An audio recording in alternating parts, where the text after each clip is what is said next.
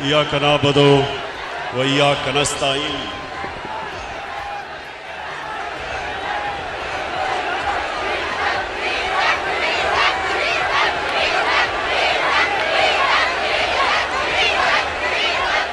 सबसे पहले मैं आज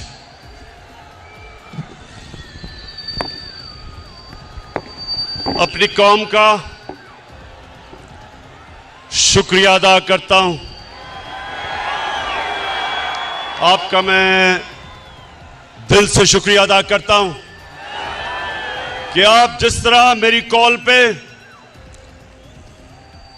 हर पाकिस्तान के कोने से आज यहां आए, मेरा दिल से मैं आपकी अप्रिसिएशन और शुक्रिया अदा करता हूं। बहुत बहुत शुक्रिया आपका।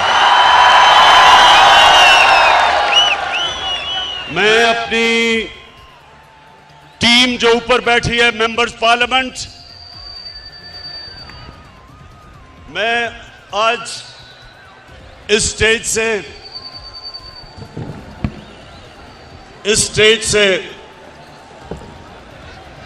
आपको खराज तहसीन पेश करता हूं कि मुझे पता है कि जिस तरह की आपको लालच दी गई, पैसे ऑफर किए आपको, जिस तरह हर किस्म की आपके ज़मीर को खरीदने की कोशिश की गई, मैं आज आपको खराज तहसीन पेश करता हूं कि माशाअल्लाह आपने मुझे खुश किया। मुझे फख्र है आपके ऊपर।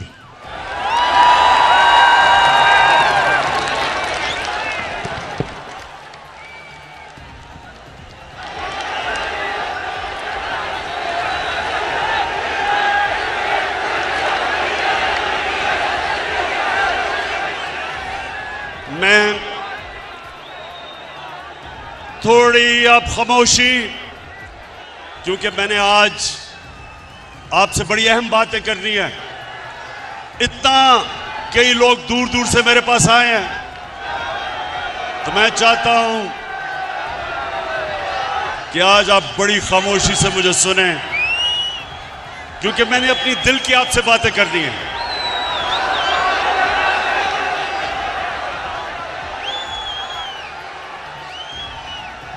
मेरे पाकिस्तानियों,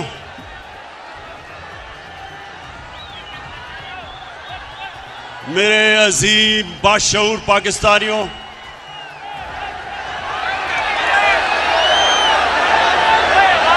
शुक्रिया, बहुत शुक्रिया। देखिए, मैंने आज आपको अमर बिन मारूफ, आ रही आवाज,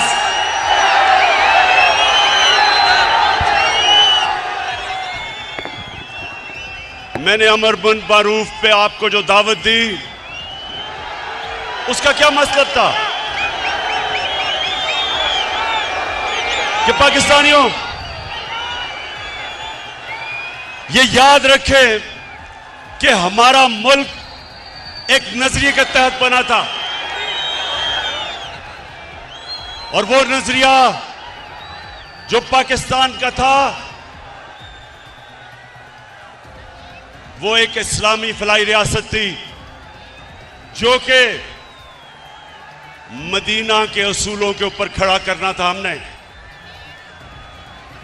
तो मेरे से लोग पूछते हैं, इमरान खान तुम दीन की इतनी बातें क्यों करते हो? मेरे से लोग पूछते हैं कि आप दीन को सियासत के लिए क्यों इस्तेमाल करते हैं?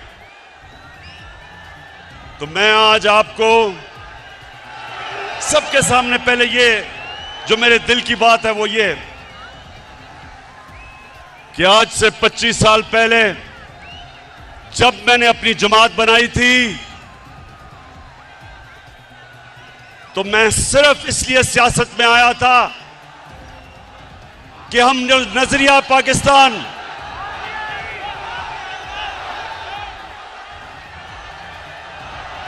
अच्छा मुझे आप पहले हाथ खड़ा करके बताएं कि आपको आवाज आ रही है।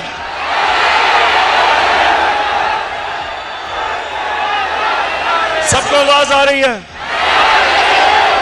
उधर नहीं आ रही? अच्छा एक मिनट, जिनको आवाज नहीं आ रही वो हाथ खड़ा करें।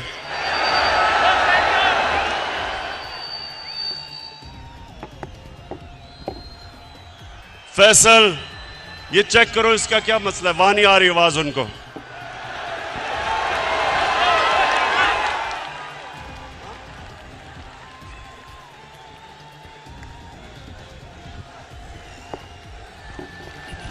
स्पीकर से लोग उतर जाए।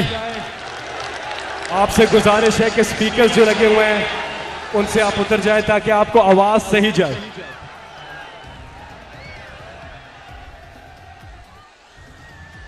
अच्छा आप चेक करो, आवाज आ रही है आपको? नहीं, जिधर आवाज नहीं आ रही उधर हाथ खड़ा करके बताएं। उधर नहीं आ रही। अच्छा मेरी बात सुने, मसला ये हुआ है कि इतना बड़ा जलसा हो गया कि सारे जो हमने इंतजामात किए हुए थे, ना वो लाइटें जल रही और ना आवाज आ रही है, तो थोड़ी देर आपको सब्र करना पड़ेगा। ये ठीक कर रहे हैं सिस्टम की आपको आवाज आए, लेकिन अब थोड़ी खामोशी से सुने मेरी बात। जिनको आवाज आ रही है वो सुने। देखें,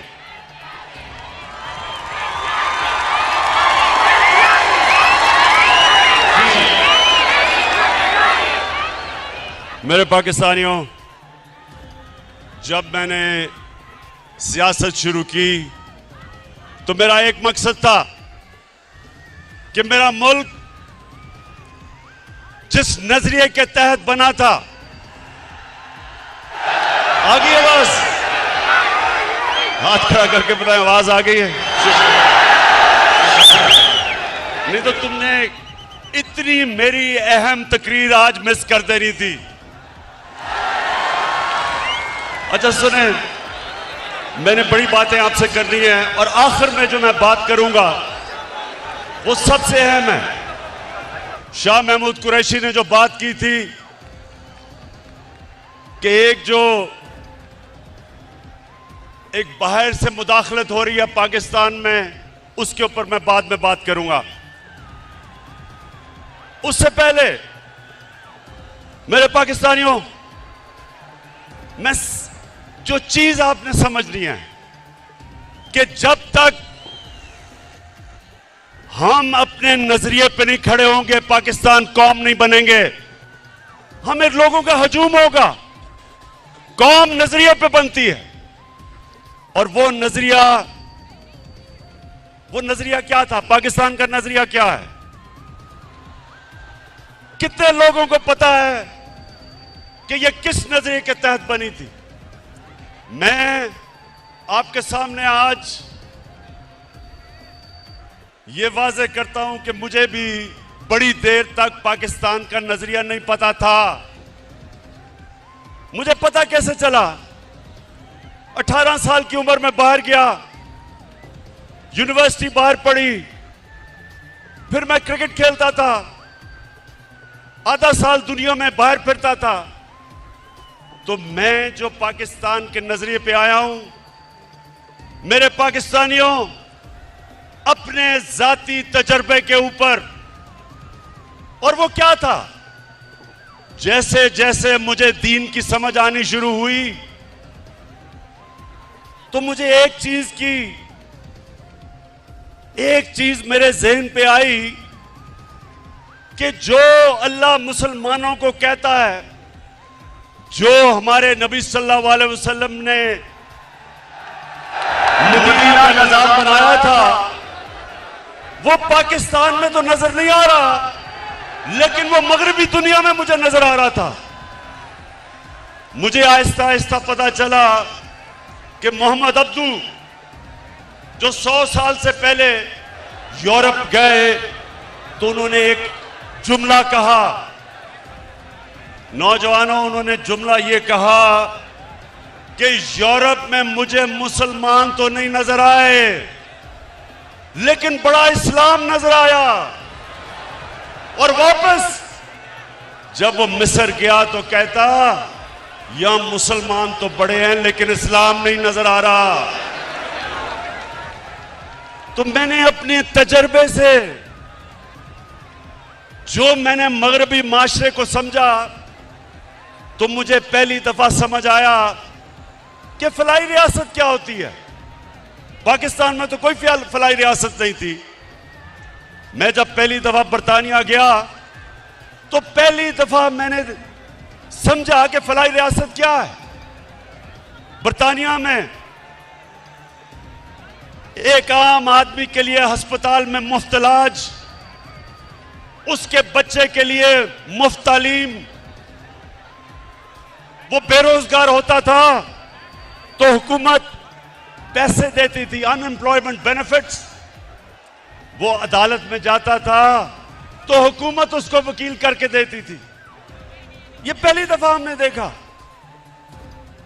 और यही मेरे नबी सल्लल्लाहु अलैहि वसल्लम ने मदीना की रियासत में दुनिया की तारीख की पहली फलाई रियासत बनाई थी, जिधर पहली दफा रियासत ने जिम्मेदारी ली थी अपने बेवों की, यतीमों की, गरीबों की, बूढ़ों की, मजदूरों की। ये पहली दफा मुसलमानों की रियासत में ये चीज आई थी। तो ये तो मैंने यूरोप में देखी, स्कैंडिनेविया में देखा कि वो किस तरह अपने गरीब तबके को ऊपर उठाते हैं। और हाल ही में चाइना में देखा कि पिछले 30 साल में चाइना ने 70 करोड़ लोगों को गुर्बत से निकाला। ये वो हमारे नबी सल्लल्लाहु अलैहि वसल्लम के जो अहकामात थे उन पे चल रहे हैं। पाकिस्तानियों, ये याद रखें कि हमारे नबी सल्लल्लाहु अलैहि वसल्लम रहमतुल आलमीन थे। हमारा जो खुदा है वो रब्बुल आलमीन है, सब इंसानों के वो खुदा हैं। और हमारे नबी सब इंसानों के लिए रहमत बन के आए। इसका मतलब क्या कि जो भी इंसानी माशरा उनके अहकामात पे चलेगा, अल्लाह की बरकत आएगी। वहां उस माशरे पे अल्लाह की नेमतें आएंगी। जब कुरान में अल्लाह कहता है कि नबी के रास्ते पे चलो, तो हमारी बेहतरी के लिए कहता है, क्योंकि जो मदीना की रियासत पे अल्लाह की नेमतें और बरकतें आई, देखते देखते एक रियासत, एक लोग जिनकी कोई हैसियत नहीं थी, दुनिया की उन्होंने इमामत की, वर्ल्ड लीडर्स बने। सदियों तक मुसलमानों ने दुनिया को लीडरशिप दी। तो वो क्या, जब आप नजरिया पाकिस्तान की बात करते हैं तो वो क्या चीजें हैं? सबसे पहले कि एक रियासत में रहम हो, एहसास हो अपने कमजोर तबके का, इंसानियत हो। तो उस रास्ते पे मेरे पाकिस्तानियों, मुझे बड़ा फख्र है कि हम निकल चुके हैं। हम वो मुल्क हैं जो किसी भी दुनिया की डेवलपिंग वर्ल्ड, जो मुल्क तरक्की कर रहे हैं, किसी मुल्क के अंदर भी यूनिवर्सल हेल्थ कवरेज नहीं है। हर हमने खानदान को हेल्थ इंश्योरेंस दी 10 लाख रुपए की। ये हमने अपने नबी की सुन्नत पे चल के, कि एक आम आदमी जिसके पास पैसे नहीं, जिस घराने में गुर्बत हो, उधर उनको सबसे बड़ा मसला होता है कि कोई बीमार हो जाए, क्योंकि उनके पास पैसे नहीं होते। तो मेरे पाकिस्तानियों, मुझे फख्र है आज कि पाकिस्तान में वो हम हेल्थ इंश्योरेंस लेके आए हैं कि गरीब से गरीब आदमी एक प्राइवेट हॉस्पिटल में अपना जाके इलाज करवा सकता है, जिधर वो सोच भी नहीं सकता था, पहले तसव्वुर भी नहीं था। उसके अलावा हमारा जो एहसास का प्रोग्राम है, पाकिस्तान की तारीख में कभी इतना पैसा खर्च नहीं किया गया अपने कमजोर तबके को ऊपर उठाने के लिए। हमारा राशन है वो हम शुरू कर रहे हैं 2 करोड़ खानदान के लिए। ताकि उनको महंगाई के अंदर सहारा दिया जाए। हमारी नौजवानों, हमारा कामयाब पाकिस्तान का प्रोग्राम है जिधर 20 लाख खानदानों को हम 5 लाख रुपए एक फर्द को कर्जा दे रहे हैं सूद के बगैर, जिधर 20 लाख उसी खानदान को कर्जा दे रहे हैं सूद के बगैर घर बनाने का, और उसी खानदान को एक फर्द को टेक्निकल एजुकेशन दे रहे हैं ताकि वो अपना रोजगार कमा सके। ये पहली दफा हमारे मुल्क की तारीख में निचले तबके को ऊपर उठाने की कोशिश हो रही है। और जब मेरे नौजवानों हमारे पास टैक्स पे पैसा आया, हमारा टैक्स बढ़ा, तो सबसे पहले मैंने काम किया 250 अरब रुपए की हमने सब्सिडी देके पेट्रोल की कीमत बजाय 10 रुपए बढ़ाने की 10 रुपए कम की।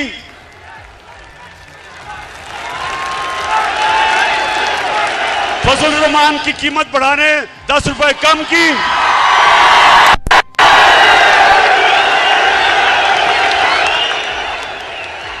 और बिजली की कीमत 5 रुपए यूनिट कम की, 250 रुपए की हमने सब्सिडी दी।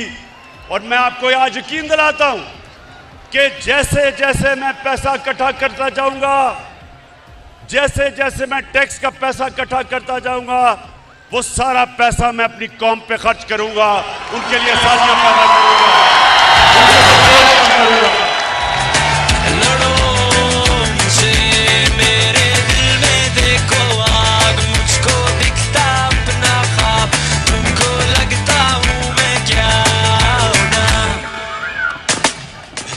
माशाअल्लाह। मेरी कौम का जुनून, इस जुनून को इंशाअल्लाह हमने काबू करके पाकिस्तान को दुनिया की अजीम कौम बनाना इंशाअल्लाह। इसके साथ सुनते रहे मेरे पाकिस्तानियों, मेरा जो किबला है, मेरा जो नजरिया है, वो मैं 25 साल से उस नजरिए पे खड़ा हूं। और मेरा ये ईमान है कि हमारा मुल्क सिर्फ तब तरक्की करेगा अगर वो मेरे नबी सल्लल्लाहु अलैहि वसल्लम के रास्ते पे चले, उनकी सुन्नत पे चले। और उनकी सुन्नत थी मदीना की रियासत। तो सबसे पहले इंसानियत का निजाम जिसमें हमारे में रहम हो, हम बजाय अमीर को अमीर करते जाएं, हम अमीर से टैक्स इकट्ठा करके अपने गरीब लोगों को ऊपर उठाएं। और इंशाअल्लाह मेरा यह वादा है कि जब हम 5 साल मुकम्मल करेंगे, सारा पाकिस्तान देखेगा कि कभी इस मुल्क की तारीख में किसी गवर्नमेंट ने इतनी तेजी से पाकिस्तान की गुर्बत कम नहीं की। दूसरा, मेरे नबी सल्लल्लाहु अलैहि वसल्लम ने जो मदीना की रियासत में उनका दूसरा हुक्म था, वो इंसाफ, कानून की हुक्मरानी। उन्होंने कहा, मेरी कौम ये सुन लो, ये आज बड़ा जरूरी आपके लिए समझना है कि मैं इनको क्यों नहीं एनआरओ देता, क्योंकि मेरे नबी का फरमान था कि तुम्हारे से पहले बड़ी कौमें तबाह हुई, जिधर छोटा चोर चोरी करता था तो उसको जेल में डाल देते थे, और जब बड़ा डाकू चोरी करता था उसको एनआरओ दे देते थे। ये मेरे पाकिस्तानियों, ये सिर्फ पाकिस्तान की बदकिस्मती नहीं, ये सारी दुनिया में डेवलपिंग वर्ल्ड, गरीब मुल्कों की सबकी ये बदकिस्मती है।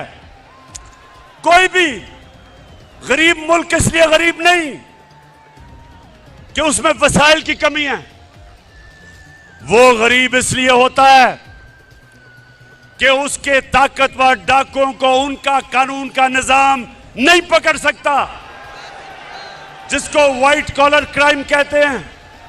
उनको वो नहीं पकड़ते, उनको एनआरओ देते हैं।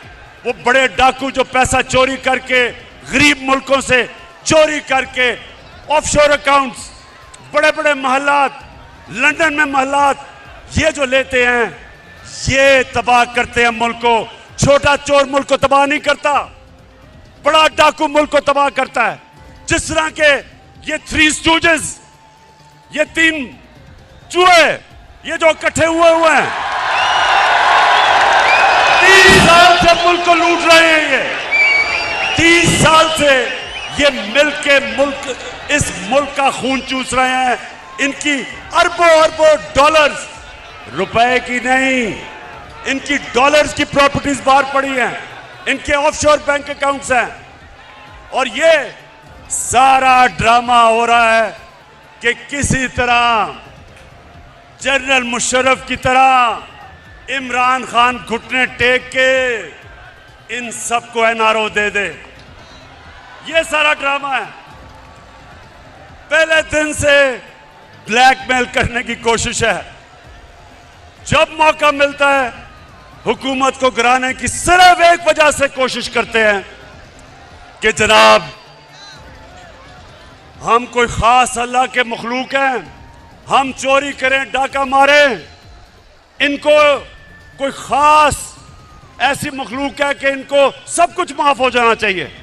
और जनरल मुशर्रफ ने जो इस कौम पे जुल्म किया, इनके प्रेशर में आके अपनी कुर्सी बचाने के लिए, अपनी गवर्नमेंट बचाने के लिए उसने इस मुल्क के ऊपर जो जुर्म किया, इन चोरों को एनआरओ दिया, उसकी वजह से लूट मार हुई 10 साल। आज जो हम बोझ उठा रहे हैं, हम जो इनके लिए हुए कर्जों की किस्तें अदा करने पे जो हम बोझ उठा रहे हैं, वो सिर्फ और सिर्फ इसलिए कि जनरल मुशर्रफ ने अपनी हुकूमत बचाने के लिए इनको एनआरओ दिया। तो ये तैयार हो जाए नौजवानों, इमरान खान जो मर्जी ये कर ले, हुकूमत जाती है जाए, जान जाती है जाए, कभी इनको माफ नहीं करूंगा।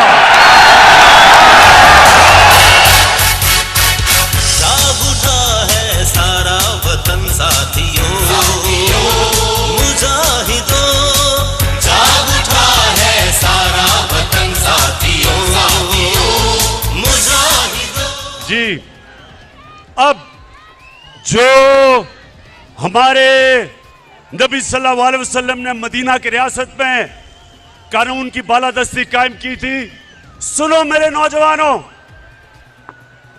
हजरत अली रज़ियल्लाहु ताला, उनका मुकाम किधर? उनका मुकाम हमारे दिलों में, हमारे दीन में, हमारी तारीख में। वो खलीफा वक्त होते हैं। और एक यहूदी के साथ केस लगता है अदालत में, हजरत अली रज़ियल्लाहु ताला अदालत में उस यहूदी के खिलाफ केस हार जाते हैं। खलीफा वक्त केस हारता है क्योंकि काजी उनके बेटे की गवाही नहीं मानता। अब इससे क्या चीज सामने आती है? सबसे पहले कि खलीफा वक्त भी कानून के ऊपर नहीं होता। मुसलमानों का जो इंसाफ का निजाम था, हमारे नबी सल्लल्लाहु अलैहि वसल्लम ने कहा मेरी बेटी भी जुर्म करेगी तो उसको सजा मिलेगी। और एक अकलियत, माइनॉरिटी, उसको भी बराबर का शहरी, वो बराबर का शहरी था और उसको बराबर का इंसाफ, कोई फर्क नहीं किया गया इंसानों के अंदर। यह था मुसलमानों का इंसाफ।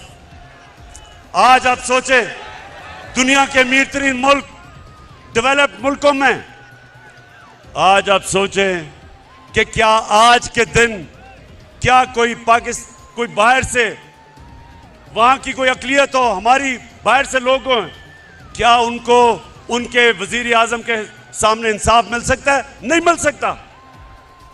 आज सोचें कि किसी तरह माइनॉरिटीज को दुनिया में चले जाएं, जो मुसलमानों के दौर में मदीना की रियासत में जो माइनॉरिटीज को प्रोटेक्शन थी, जो उनके हकूक थे, आज आपको डेवलप्ड वर्ल्ड में नहीं मिलते।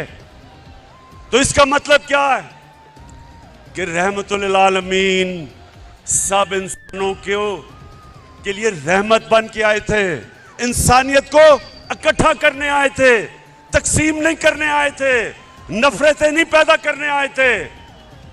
और इसलिए मैं पाकिस्तान को वो मुल्क समझता हूं कि हमने भी उधर पहुंचना है। हमारी अक़लियतें बराबर के शहरी हैं, कानून के सामने वो बराबर हैं। हम वो मुल्क बनना चाहते हैं जो इंसानों को इकट्ठा करेगा। हम वो फॉरेन पॉलिसी लाना चाहते हैं जो किसी के साथ जंग में शरीक नहीं होगा, लेकिन अमन में हम सबको इकट्ठा करने के लिए तैयार हैं। हम वो, मेरे पाकिस्तानियों, हम वो पाकिस्तान बनाना चाहते हैं जिधर एक कमजोर से कमजोर आदमी को पूरी तरह हमारा इंसाफ का निजाम इंसाफ दे। और फिर ख्वातीन, हमारी यहां ख्वातीन बैठी हैं, आपको पता होना चाहिए क्या मगरब में प्रोपेगेंडा होता है कि जी मुसलमानों के माशरे में औरतों को हकूक नहीं मिलते। मगरब के अंदर औरतों को विरासत के अंदर हिस्सा 100 साल पहले मिलना शुरू हुआ, उससे पहले नहीं मिलता था। इस्लाम के अंदर कुरान और हमारी नबी सल्लल्लाहु अलैहि वसल्लम की सुन्नत 1500 साल पहले तकरीबन उन्होंने हमें, हमारी औरतों को हकूक दिए थे विरासत में। और मुझे अफसोस से कहना पड़ता है कि तकरीबन 70% औरतों को पाकिस्तान में विरासत में हकूक नहीं मिलते। इसलिए हम कानून लेके आए हैं, हमने अब कानून लेके आए हैं कि औरतों को रियासत, उनकी विरासत के अंदर, उनकी इनहेरिटेंस के अंदर जबरदस्ती उनको पूरा उनका हक दिलवाएगी। गुलाम, जब नबी सल्लल्लाहु अलैहि वसल्लम ने मदीना की रियासत संभाली तो गुलामों के कोई हुकूक नहीं थे। उन्होंने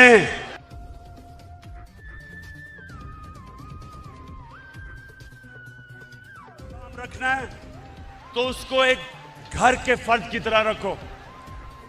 ये हमारा, नौजवानों, हमारा ये था दीन। मुसलमानों के दौर में गुलाम बादशाह बन गए, हिंदुस्तान में गुलामों ने हुकूमत की, मिस्र में गुलामों ने हुकूमत की, क्योंकि नबी का फरमान था कि उनको एक घर के फर्द की तरह रखो। तो मेरे पाकिस्तानियों, मुझे बड़ा अफसोस होता है जो मैं मदीना की रियासत जिस तरफ हम सफर पर निकले हुए हैं, मैं ये चाहता हूं कि हम घर के मुलाजमों को, उनको भी उसी तरह रखें, उनको भी अच्छा खाना दें, उनके भी हुकूक रखें, वो भी इंसान हैं। ये हमारी नबी की सुन्नत है। पाकिस्तानियों, सुनते जाओ, मैं आपको सफर बता रहा हूं कि आपका नजरिया क्या है, किस लिए यह मुल्क बना था, अल्लामा इकबाल की क्या ख्वाब थी। क्योंकि आज 200 मिलियन यानी 20 करोड़ मुसलमान हिंदुस्तान में हैं, लेकिन जो हिंदुस्तान में भी मुसलमान थे उन्होंने भी पाकिस्तान के लिए वोट किया था, क्योंकि वो ख्वाब थी, वो देखना चाहते थे कि मदीना की रियासत के तर्ज पे मुल्क खड़ा हो। अच्छा, अब सुने, मैं अभी आखिर में आपसे जो मेन बात करने के लिए आप सबको बुलाया, मैं जरा आगे चलूं। जो हमारे मदीना की रियासत में अल्लाह ने हमारी कौम को क्या हुक्म दिया था, अमर बिल मारूफ, इसका क्या मतलब है? इसका मतलब ये कि एक कौम के ऊपर लाजमी कर दिया कि आप जब भी आप देखें कि कोई बदी है, बुराई है, कौम की जिम्मेदारी लगाई कि आप उस बदी और बुराई के खिलाफ जिहाद करें, अच्छाई के साथ खड़े हों, क्योंकि ये कौम को जिंदा रखती है। पाकिस्तानियों, मैं जब आज से तकरीबन 20 साल पहले लंदन में था, इराक के ऊपर हमला करने लगा था अमेरिका और बरतानिया, 20 लाख लोग निकले बरतानिया में, 20 लाख लोग सड़कों पे निकले जंग के खिलाफ। अमर बिल मारूफ, इसको कहते हैं अमर बिल मारूफ, कि उनकी हुकूमत को फायदा भी होना था इराक जंग से, इराक में तेल भी था, लेकिन वो अच्छाई के साथ खड़े हुए, उन्होंने कहा नहीं ये गलत है। इसको अमर बिल मारूफ कहते हैं, इसको जिंदा कौम कहते हैं। और मैं आज सबको देख के मुझे खुशी ये है कि मैंने जब आपको कॉल दी, ये जो लोगों के ज़मीरों का सौदा हो रहा है, एक गवर्नमेंट को गिराने की कोशिश क्या कर रही है, पैसे लगा रहे हैं लोगों को खरीदने के लिए। तो मैं आज आप सबका शुक्रिया अदा करता हूं कि आप इस तादाद में यहाँ आए और आपने बताया कि आप इस जुर्म में शरीक नहीं। मैंने जरा आपको बस जो मैं बात करने के लिए आखिर में, ये जो साजिश है उसके ऊपर बात करने से पहले मैं सिर्फ आपके लिए ये बताना चाहता हूं कि इन्होंने फैसला किया कि हमारी हुकूमत को गिराना है, क्योंकि जी पाकिस्तान तबाह हो रहा है। तो नौजवान ये सुन लो, मेरे पाकिस्तानियों जो सुन रहे हो, मैं बड़ी जल्दी आपको बताना चाहता हूं और मैं आज दावा करता हूं कि पाकिस्तान की तारीख में 3.5 साल में किसी हुकूमत ने इस तरह की परफॉर्मेंस नहीं दी जो हमने अपने 3.5 साल में दी है। अच्छा, अब जो यहां मेरे नौजवान हैं, आपने डिसिप्लिन का मुजाहरा करना है, ये बड़ा जरूरी है, क्योंकि आपने मेरी बात सुननी है, इसलिए तंग नहीं करना लोगों को, डिसिप्लिन रहना है। हाथ खड़ा करके बताओ, ठीक। अच्छा जी, अब मैं बड़ी जल्दी आपको बताना चाहता हूं कि हमारी हुकूमत ने क्या किया। डीजल की मैं बाद में बात करूंगा, अभी ठहर चले।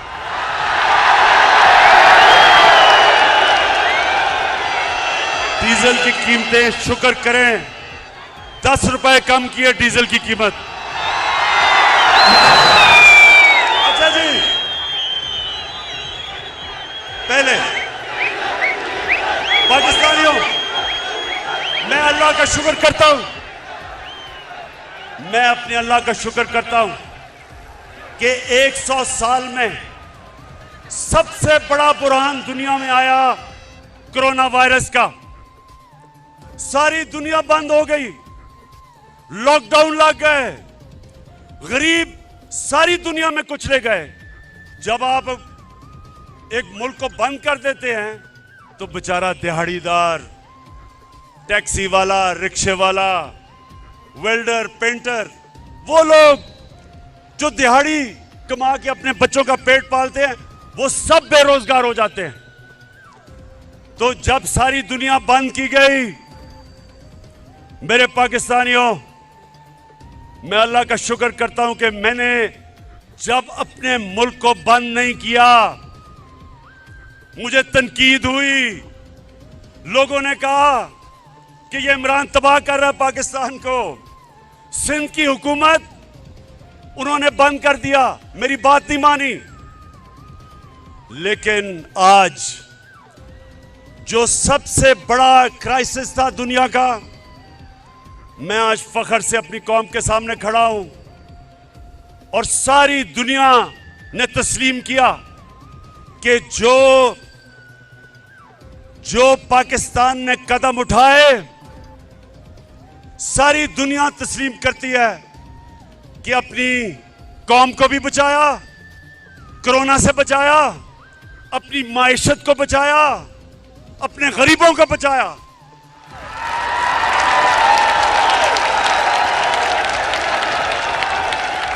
अभी वर्ल्ड बैंक ने एक रिपोर्ट दी है। इस रिपोर्ट के मुताबिक सारे बर्रे सगीर में आज जिधर सबसे कम बेरोजगारी है वो पाकिस्तान है। क्योंकि जो उस वक्त हमने कदम उठाए और ये जो थ्री स्टूजेस वाली ऑपोजिशन है, जिसमें चेरी ब्लॉसम भी एक है, डीजल दूसरा है, तीसरी बीमारी है और चौथा भगौड़ा है, इन सारों ने मेरी तनकीद की और मैं अपने अल्लाह का शुक्र करता हूं कि उसने मेरे मुल्क को निकाला उसमें से। और मैं उस दौरान जब सारी दुनिया की माइशत तबाह हो रही थी, पाकिस्तान वो मुल्क है जिसने 5.6% के ऊपर हमारी माइशत ने तरक्की की, जो सारे दंग रह गए, ऑपोजिशन दंग रह गई। अल्लाह का शुक्र अदा करता हूं। तो हमने क्या किया उस दौरान जब दुनिया मुश्किल में थी? पाकिस्तान की एक्सपोर्ट्स रिकॉर्ड, हमारी मुल्क की तारीख में सबसे ज्यादा एक्सपोर्ट्स पाकिस्तान ने की। हमने पाकिस्तान की तारीख में सबसे ज्यादा टैक्स इकट्ठा किया। हमने अपने बैरून मुल्क पाकिस्तानियों को उनको इंसेंटिव्स दिए और सबसे ज्यादा पाकिस्तान की तारीख में उन्होंने डॉलर्स पाकिस्तान में भेजे, रिमिटेंसेस पाकिस्तान में भेजी। हमारी कंस्ट्रक्शन इंडस्ट्री, आज जरा पूछें कंस्ट्रक्शन इंडस्ट्री के लोगों में कि जो हमने उनके लिए आसानियां पैदा की, आज हमारी कंस्ट्रक्शन इंडस्ट्री में 1500 अरब रुपए का मजीद वेल्थ क्रिएशन हुई। कंस्ट्रक्शन इंडस्ट्री के साथ 30 इंडस्ट्री चली, इसलिए हमारे मुल्क में बेरोजगारी नहीं हुई जो सारी दुनिया में कोरोना की वजह से हुई। हमारा जो ज़राअत थी, नौजवानों ये सुनते रहो, क्योंकि 60% पाकिस्तान ज़राअत के ऊपर रहता है, देहात में रहता है। आज आप अपने किसानों से पूछो कि इस मुल्क की तारीख में सबसे ज्यादा पैसा ज़राअत में गया। 5 फसलें पाकिस्तान की तारीख में सबसे रिकॉर्ड फसलें हुई। गंदम रिकॉर्ड, गंदम की फसल रिकॉर्ड, चावल की फसल रिकॉर्ड, मकई की फसल रिकॉर्ड, चावल की फसल रिकॉर्ड, और अभी ये आलू की फसल आई है वो भी रिकॉर्ड तोड़ गई है माशाल्लाह। ये क्यों हुआ? क्योंकि हमने किसानों की मदद की। हमें जो पहले शुगर मिल माफिया किसानों को पैसे नहीं देता था, पूरी तरह कटौती करता था, उनको देर तक, साल तक पैसे नहीं देता था, हमने किसानों के साथ खड़े हुए, हमने अपने किसानों को खड़ा किया, हमने उनको प्रोटेक्ट किया, हमने हुकूक दिलवाए, किसान को पैसा दिलवाया, उसने अपनी जमीन पे पैसा लगाया, जमीन में जब पैसा लगा तो पैदावार बढ़ी, पाकिस्तान का फायदा हुआ। तो मुझे बड़ा फख्र है अपने किसानों पे। और फिर नौजवानों, इंडस्ट्री, आज पाकिस्तान की इंडस्ट्री तेजी से बढ़ रही है। हमारी टेक्सटाइल इंडस्ट्री, आज मजदूर नहीं मिलते टेक्सटाइल फैक्ट्रियों को, क्योंकि वो हमारी इंडस्ट्री चल रही है, रिकॉर्ड एक्सपोर्ट कर रही है, मुल्क आगे बढ़ रहा है, इंडस्ट्रियलाइजेशन की तरफ जा रहा है।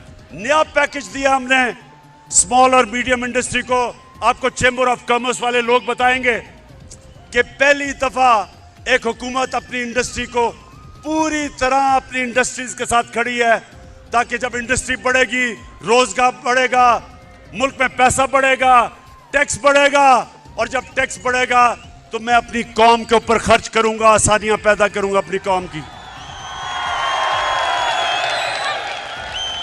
फिर नौजवानों, ये तैयार हो जाओ, पहली दफा पाकिस्तान में तनख्वाहदार लोगों के लिए, जिनके पास कभी भी पैसा नहीं था अपना घर खरीदने के लिए, हमने पहली दफा पाकिस्तान के बैंकों के साथ मिलके 30 अरब रुपया उनको सब्सिडी दी। आज पहली दफा बैंक कर्जे दे रहे हैं छोटे लोगों को, जो तनख्वाहदार लोग थे, जो बेचारे किराए के घरों में रहते थे। हमने बैंकों को पैसा दिया, बैंक कर्जे दे रहे हैं। जो आदमी या जो एक खानदान किराए के घर में रहता था, अब उसी किराए पे वो बैंक को किस्तें देगा और वो घर उसका अपना हो जाएगा, अपनी छत होगी। रोटी कपड़ा मकान का किसका नारा था, और मेरे अल्लाह का शुक्र है कि वो काम किससे ले रहा है। फिर तैयार हो जाओ। ये कहते हैं ना कि इस गवर्नमेंट ने किया कुछ नहीं। मैं चैलेंज करता हूं, 30 साल से ये हुकूमत कर रहे हैं। मुझे चैलेंज हो, मैं इनको करता हूं कि आप बताएं कि आपने मुल्क के पानी, जो बहुत बड़ा मसला बनता जा रहा है मुल्क का, शहरों के अंदर पानी नहीं है, लाहौर के अंदर पानी नीचे चला गया, कराची में टैंकर माफिया है, आज पिंडी में पानी कम है। क्या किया इन्होंने? मैं बताता हूं हमने क्या किया। पहली दफा 50 साल के बाद पाकिस्तान में बड़ी डैम्स बन रही हैं। 50 साल के बाद मेरे पाकिस्तानियों, हमने डैम्स बनाई हैं, और इंशाअल्लाह पेशावर के लोगों को तो अभी मैं खुशखबरी देता हूं कि 2025 में ममान डैम बनेगी, और ममान डैम से सारे पेशावर को पानी भी मिलेगा। बड़ा इलाका ज़राअत के लिए, किसानों के लिए ज़राअत में फसलें उगाने के लिए आ जाएगा, और बिजली भी बनेगी, और सबसे सस्ती बिजली बनेगी। उसके बाद बड़ी डैम दासू डैम बनेगी 2027 में। और नौजवानों, खुशखबरी ये है कि 2028 में जो पाकिस्तान ने दुनिया के अंदर बड़ी डैम समझी जाती है, वो बादशाह डैम बनेगी 2028 में। टाइम पे चल रही है। इससे क्या होगा? इससे मेरे पाकिस्तानियों, हमारे पास दुगना पानी हो जाएगा रिजर्व्स में। हमारा पानी जो हमारी डैमों में दुगना होगा, इसका मतलब काश के लिए हमारे पास पानी दुगना हो जाएगा। इसका मतलब शहरों में हम पानी दे सकेंगे। ये जो पानी के मसले आ रहे हैं आगे, इससे इंशाअल्लाह पाकिस्तान की दौलत में इजाफा होगा।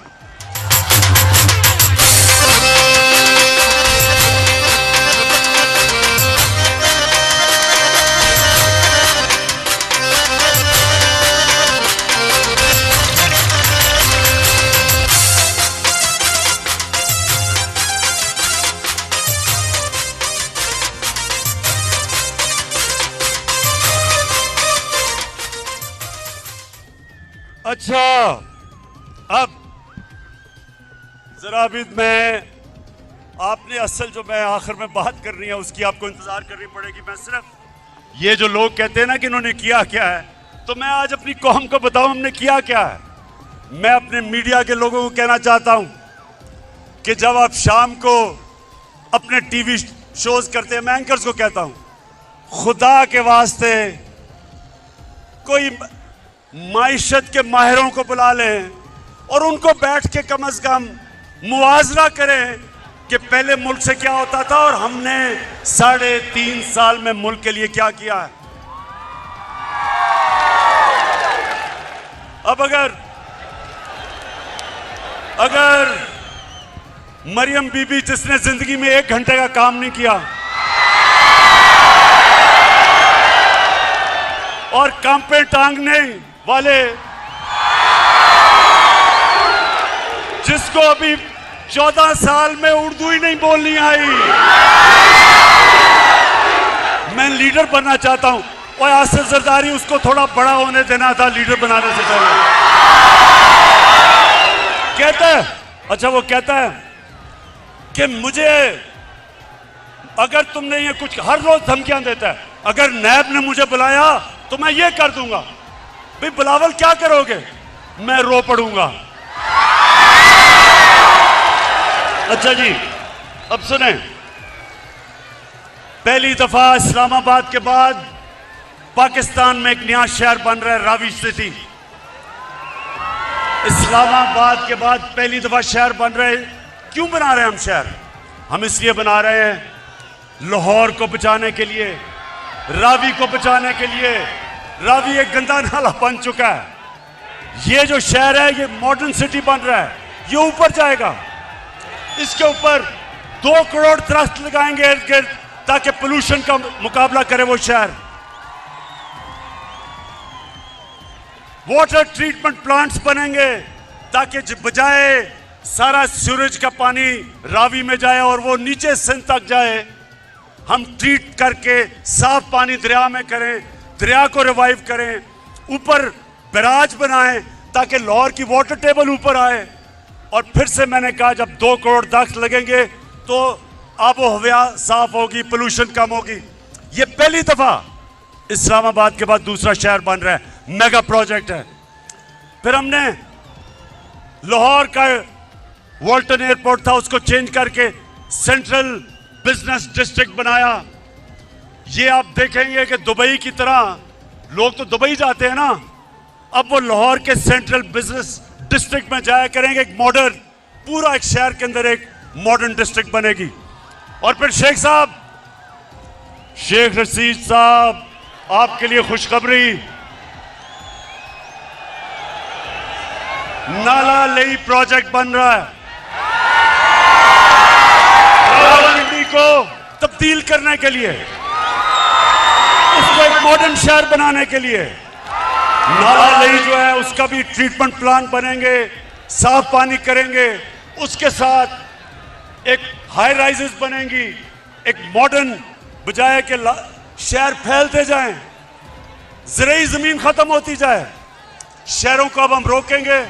मास्टर प्लान बना रहे हैं सारे पेशावर के, सारे बड़े शहरों के, इनको ऊपर लेके जाएंगे, ज़राअत की ज़मीन बचाएंगे और इनकी सारी सीवरेज सिस्टम, पानी का मसला, बिजली, ये सारी हम इंशाल्लाह शहरों को मास्टर प्लान बना के लेके आ रहे हैं। ये कभी किसी गवर्नमेंट ने 30 सालों ये हुकूमत करते रहे, किसी ने कभी इस तरह का काम नहीं किया। फिर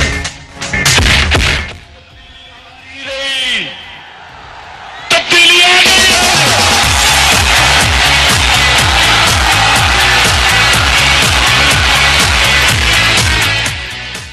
माशाल्लाह माशाल्लाह, जुनून आपका मैं मान गया हूं। अच्छा आप सुनते जाए। नहीं, डीजल बाद में, बाद में।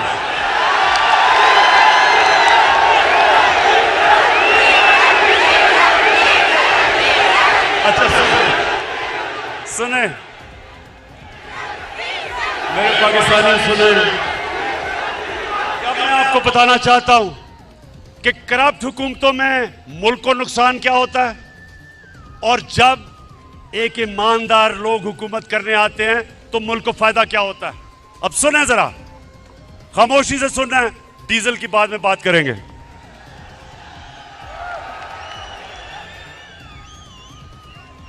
मेरे पाकिस्तानियों, आज से 11 साल पहले, ये गौर से सुननी है आपने बात, आज से 11 साल पहले बलूचिस्तान के अंदर कोयले और तांबे की कानें थी रेकोडिक में। उधर पाकिस्तान को जो बाहर से ये माइनिंग कंपनी आई हुई थी, उसने अदालत में लेगी पाकिस्तान को। और हमें चंद साल पहले, जरा गौर से सुनिए, 2000 अरब रुपए का जुर्माना हुआ। इंटरनेशनल अदालत में पाकिस्तान को 2000 अरब रुपए का जुर्माना हुआ। आप ये सोचें कि सारे पख्तूनख्वा का जो डेवलपमेंट फंड है वो 200 अरब रुपया है, तो 2000 अरब रुपया पाकिस्तान को जो जुर्माना हुआ, ये मेरी हुकूमत है। इन दोनों की हुकूमतें आई और गई, कुछ नहीं कर सके। अगर वो जुर्माना हो जाता, उन्होंने जो हमारी बाहर असासे थे सब जब्त कर लेने थे। मुझे बड़े फख्र से और मैं आज अपनी टीम को खराज तहसीन पेश करता हूं। मेरी जबरदस्त टीम ने जाके 3 साल मुसलसल हमने नेगोशिएशन की, और मैं आज फख्र से अपनी कौम के सामने खड़ा होकर कहता हूं कि हमने तो 2000 अरब का हर्जाना, वो जो जुर्माना भी खत्म किया, और उसी माइनिंग कंपनी को पाकिस्तान वापस लेके आए, और वो 9 अरब डॉलर की इन्वेस्टमेंट कर रही है पाकिस्तान में। पाकिस्तान की तारीख की, मेरे पाकिस्तानियों, सबसे बड़ी बैरून मुल्क की इन्वेस्टमेंट 9 अरब डॉलर की हो रही है पाकिस्तान में। सबसे पहले तो मैं बलूचिस्तान के लोगों, आज मैं आपके लिए इतना खुश हूं क्योंकि इसका ज्यादा पैसा आपके पास जाएगा। बलूचिस्तान पीछे रह गया है। मेरी पूरी कोशिश है कि बलूचिस्तान के लोगों को हम उठाएं, तो ये जो हमने मुआहदा किया है, सबसे ज्यादा फायदा बलूचिस्तान के लोगों को होगा।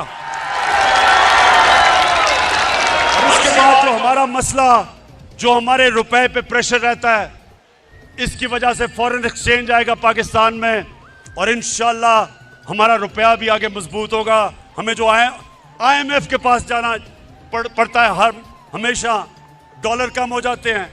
इंशाल्लाह ये जब कानें काम करनी शुरू करेंगी सोने की और तांबे की, और ये आपको हैरत होगी पाकिस्तानियों, आपको अंदाजा नहीं है कितना अमीर मुल्क है।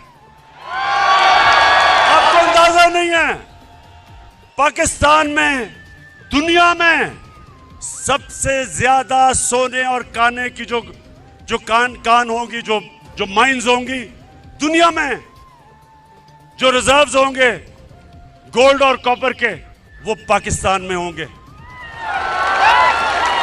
माशाल्लाह आपका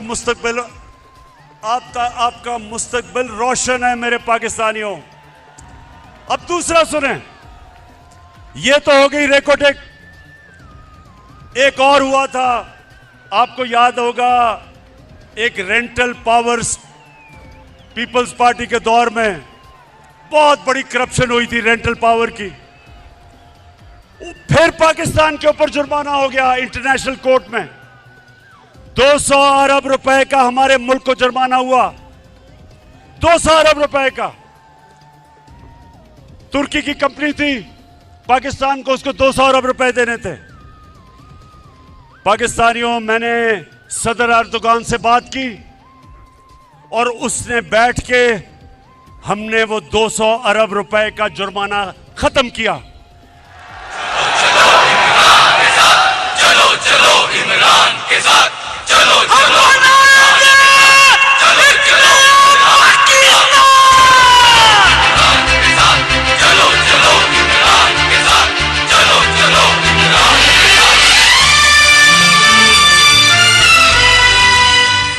मुझे नौजवानों जो ऊपर चढ़े हुए हो, मुझे पता है आपका जुनून, लेकिन मुझे डर है आप गिरना पड़ो।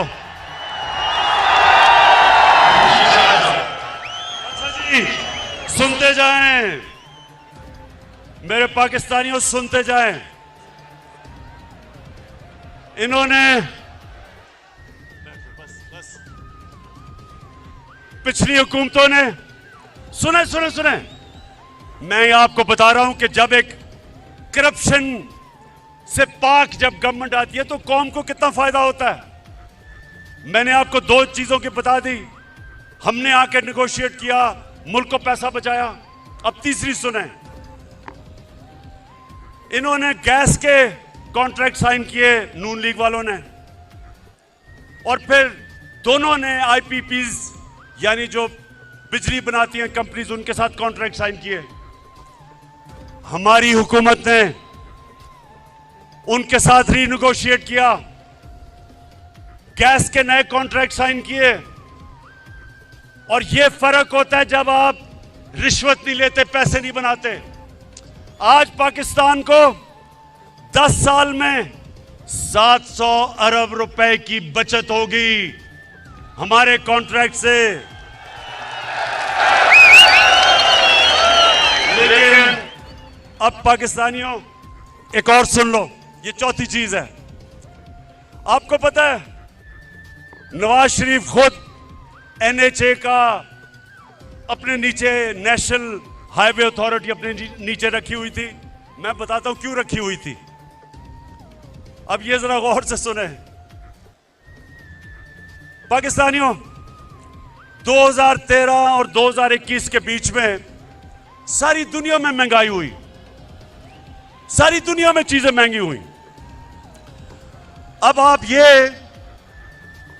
एनएचए की वेबसाइट पे चले जाएं, वेबसाइट के ऊपर लिखा हुआ है कि 2013 में फी किलोमीटर सड़क कितनी कीमत पे बनती थी और 2021 में सड़क फी किलोमीटर कितनी में बनेगी।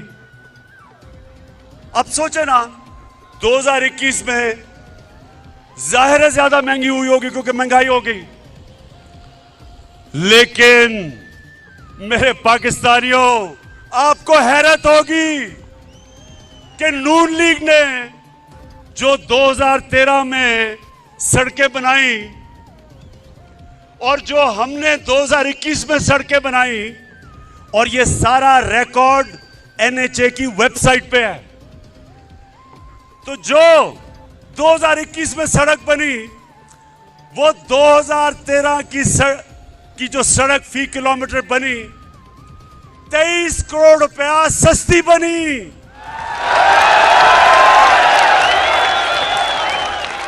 मुराद से ही आज मैं आपको खराज तहसीन पेश करता हूं। एनएचए इनके नीचे है।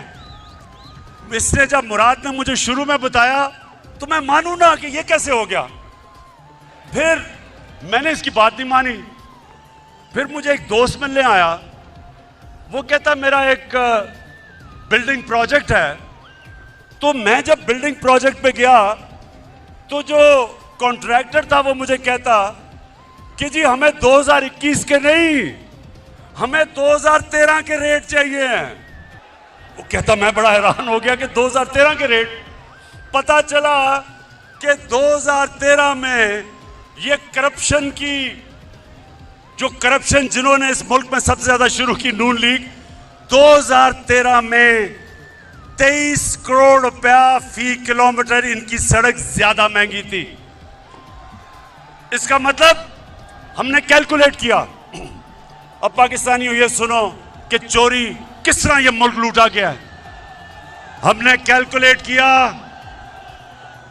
कि जिस रेट पे इन्होंने सड़कें बनाई, इन्होंने 1000 अरब रुपए की चोरी की मुल्क से, 1000 अरब रुपए की।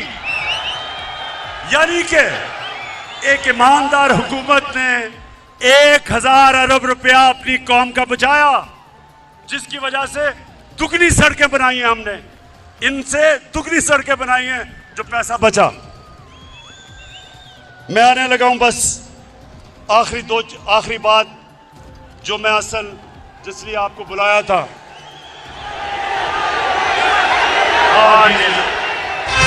सबके लबों पे है तराना इंसाफ का,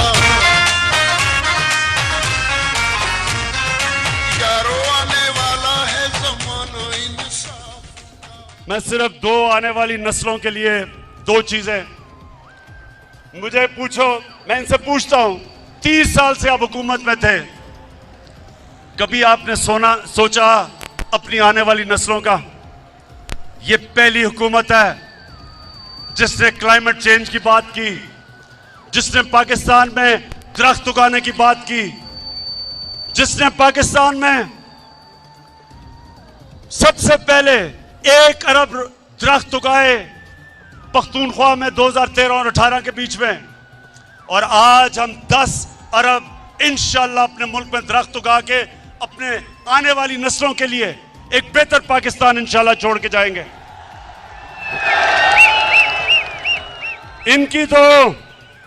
इनको फुर्सत कैसे मिले? इनको तो सारी छुट्टियां, बच्चे सब कुछ लंदन में बैठे हैं। इनको तो पाकिस्तान की क्यों फिक्र हो? ये तो नस्लों के लिए लंदन के लिए तैयारी करवा रहे हैं, घर महलात खरीद रहे हैं। पाकिस्तानियों, जो दूसरी चीज मैं आज आपके सामने, सबके सामने जो कहना चाहता हूं कि आपको अंदाजा नहीं कि हमारा मुल्क में अल्लाह ने किस किस्म की खूबसूरती और किस किस्म की नेमतें बख्शी हैं। यहां गिलगित बल्तिस्तान के चीफ मिनिस्टर बैठे हैं, खालिद।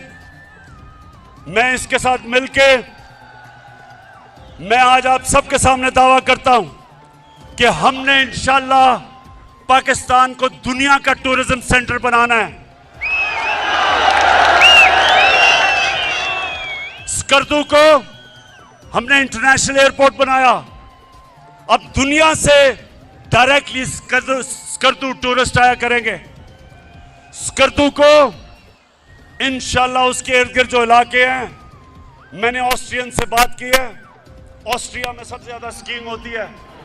स्कर्दू को इंशाअल्लाह पाकिस्तान का स्कीइंग कैपिटल बनाएंगे, और आप देखेंगे कि किस तरह बाहर से पैसा आता है। हमारे मुल्क में जिस तरह की खूबसूरती है, किसी ने सोचा ही नहीं टूरिज्म को डेवलप करने का। मैं आपको साबित करता हूं कि अगर ये, मुझे अफसोस है कि कोरोना की वजह से हम आगे नहीं बढ़ सके, क्योंकि सारी दुनिया में टूरिज्म खत्म हो गई, लेकिन इंशाअल्लाह जैसे कोरोना खत्म हुई, मैं अब आपको इस मुल्क में टूरिज्म उठा के दिखाऊंगा, मुल्क में पैसा ला के दिखाऊंगा, और सबसे ज्यादा अपने नौजवानों के लिए रोजगार पैदा करूंगा।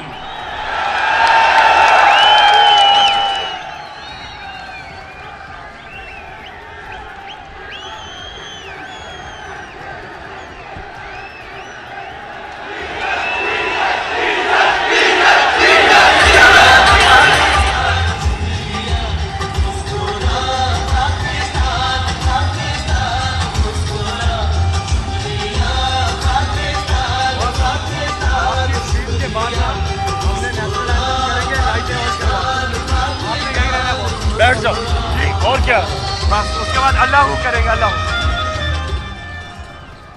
अच्छा मेरे पाकिस्तानियों, मैंने जिस असल वजह से आपको यहां बुलाया था, अब मैं उस बातों पे आने लगा हूं। लेकिन नौजवानों, आप सामने खड़े हैं, ये आपने बड़ी खामोशी से सुनना है। ये मैं सीरियस बात करने लगा हूं। मैं अपने मुल्क के मुस्तकबिल की बात करने लगा हूं। मैं जो ये साजिश हुई है और ये जो हो रही है, इसके ऊपर बात करने लगा हूं। तो मैं चाहता हूं कि बड़ा सीरियसली आप मेरी बात सुनेंगे। मैं सबसे पहले आपको ये बता दूं, नौजवानों, आप खुशकिस्मत हो, आपके तो माँ बाप भी एक आजाद मुल्क में पैदा हुए थे। मेरे माँ बाप एक गुलाम हिंदुस्तान में पैदा हुए थे, और मैं पहला हम जनरेशन थी जो एक आजाद पाकिस्तान में पैदा हुए थे। मेरे माँ बाप ने अपनी तौर पे तहरीके पाकिस्तान की जो आज़ादी की स्ट्रगल थी, दोनों ने शिरकत की। और जब मैं बड़ा हो रहा था तो हमेशा उन्होंने मुझे एक बात याद करवाई।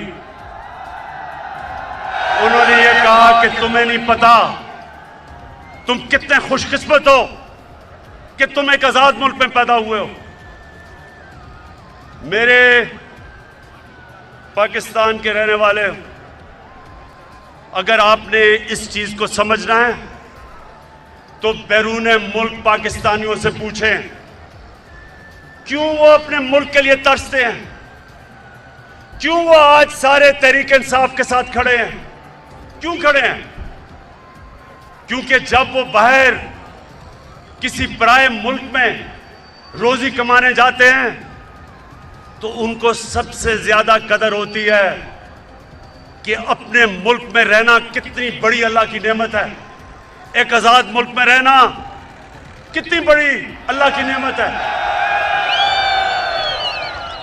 तो मैं जब अपनी पॉलिटिक्स शुरू की थी 25 साल पहले, तो मैंने अपना नस्बुलैन अपनी जमात का नौजवानों इय्याका नअबुदु व इय्याका नस्तईन क्यों रखा था? इसलिए रखा था कि अल्लाह तेरी इबादत करता हूं और तेरे से मदद मांगता हूं और किसी के सामने नहीं झुकता।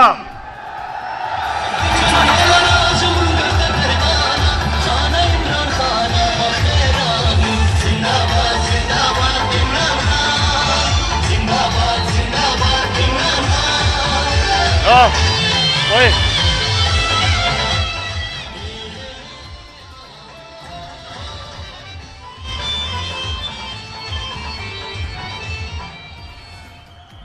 ला इलाहा इल्लल्लाह।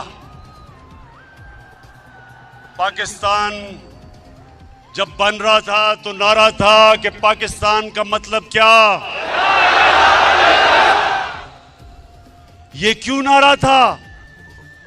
ये नारा एक गैरतमंद कौम का था कि अल्लाह तेरे सिवा कोई खुदा नहीं, ला इलाहा इल्लल्लाह इंसान को गैरत देता है।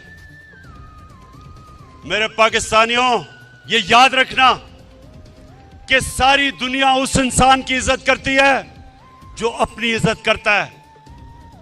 बेगैरत आदमी की कोई इज्जत नहीं करता। अरबों रुपए कमा लो, अरबोपति हो जाओ, जब तक अरबों रुपए, अरबोपति, लेकिन जो इंसान के सामने झुकता है कोई इंसान उसकी इज्जत नहीं करता।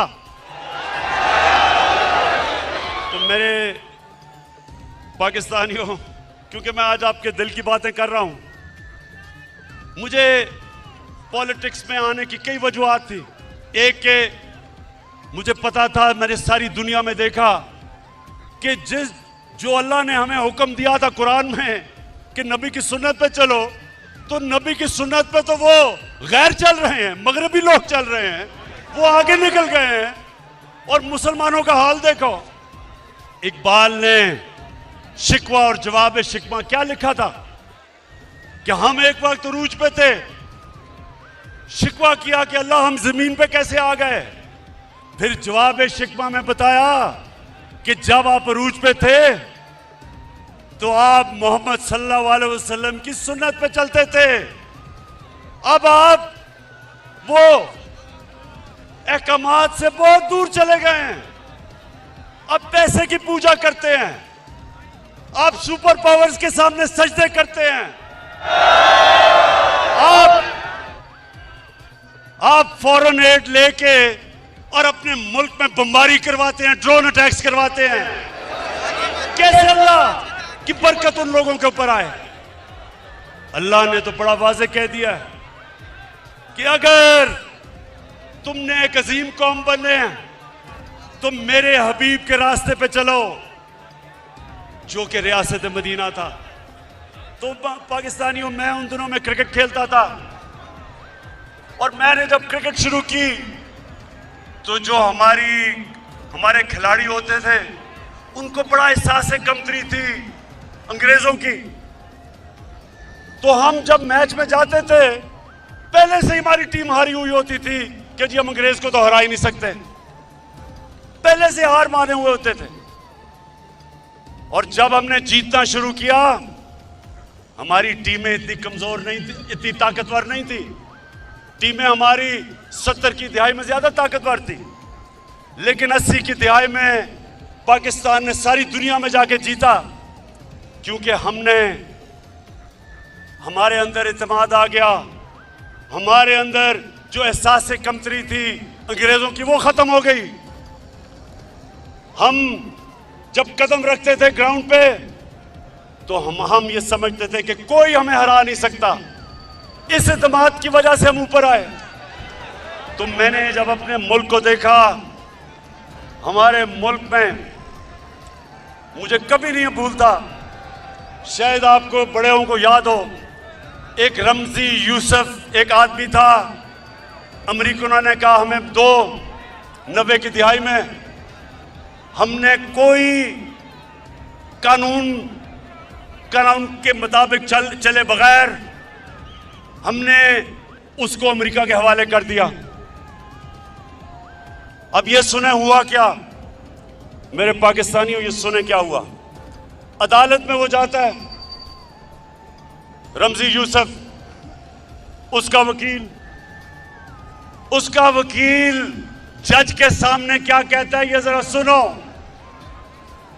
जज के सामने कहता, जज ने कहा कि इसको सजा होनी चाहिए, इसको तो पाकिस्तान की हुकूमत ने भेज दिया हमारे पास, पाकिस्तान की हुकूमत समझती है कि इसको सजा होनी चाहिए। तो पाकिस्तानियों वो रमजी यूसुफ का वकील अदालत में खड़े होकर कहता कि पाकिस्तानी डॉलरों के लिए अपनी मां बेच सकते हैं। मुझे ये कभी नहीं भूलता। मुझे शर्म ये आई कि मेरी कौम गैरतमंद है, लेकिन जो इसके लीडर हैं वो बेगैरत है। जो मुल्क के लीडर, सरबरा अपने लोगों के साथ नहीं खड़ा हो सकता, उनके हुकूक की हिफाजत नहीं कर सकता, सुपर पावर से एड की लालच में घुटने टेक देता है, याद रखें वो मुल्क कभी तरक्की नहीं कर सकता। खुददार कौमें ऊपर जाती हैं, भीख मांगने वाली और कर्जे मांगने वाली कभी कौमें तरक्की नहीं करती।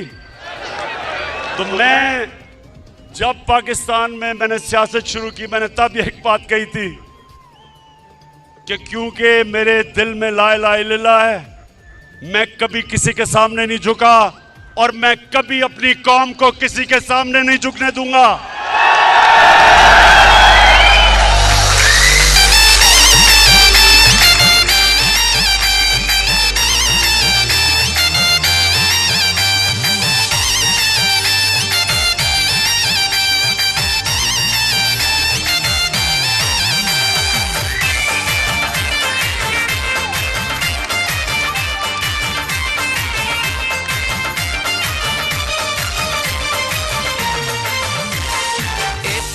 टोलो बांध ग्राना पता मणियमा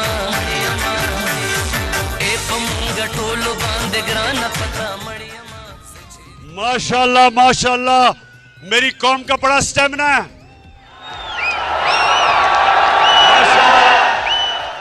अच्छा, ये जो मैं आपके सामने बात करने लगा हूं, ये मैं आपको बता दूं कि मैं बड़ी कम तकरीर लिखता हूं, लेकिन क्योंकि ये बात एक ऐसी है कि मैं ये नहीं चाहता कि मैं जज्बात में आके कोई ऐसी बात कर दूं कि हमारे मुल्क को हमारी फॉरेन पॉलिसी इफेक्ट उससे हो जाए।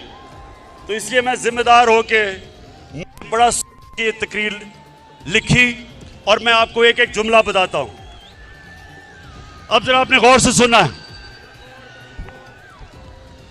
हमारे मुल्क को हमारे पुराने लीडर्स की करतूतों के हाथों धमकियां मिलती रही। सुनते रहे, हमारे मुल्क को हमारे पुराने लीडर्स की करतूतों की वजह से धमकियां मिलती रही। ये सुने अगला, हमारे मुल्क में मुल्क के अंदर मौजूद लोगों की मदद से हुकूमतें तब्दील की जाती रही। समझ गए? अपने लोगों की मदद से हुकूमतों को तब्दील किया। भुट्टो, जुल्फिकार अली भुट्टो, उसने जब मुल्क को आजाद फॉरेन पॉलिसी देने की कोशिश की, जुल्फिकार अली भुट्टो, मेरे उससे बहुत इख्तलाफात होंगे, लेकिन मुझे उसकी खुददारी हमेशा पसंद थी। उसने मुल्क को जब आजाद फॉरेन पॉलिसी देने की कोशिश की तो फजलुर रहमान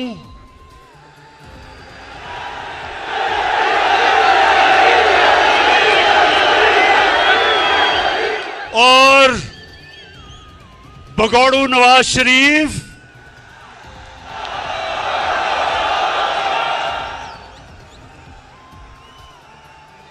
इनकी सुनते रहें, सुने सुने सुने सुने, अभी मैं अभी आता हूं कि इन दोनों की उस वक्त की पार्टियों ने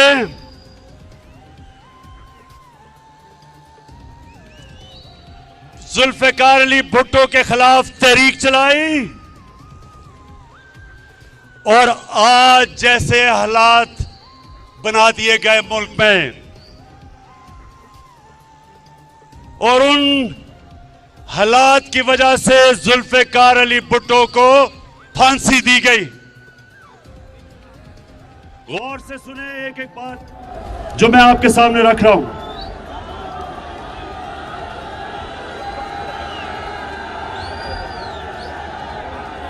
आज क्या हुआ? आज आ रही आवाज?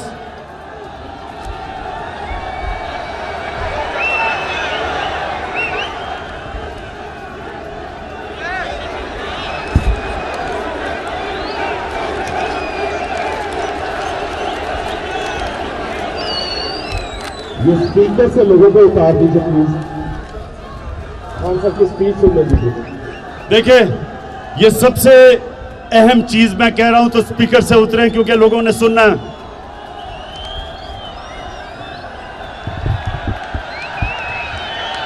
अच्छा, आवाज आ रही है?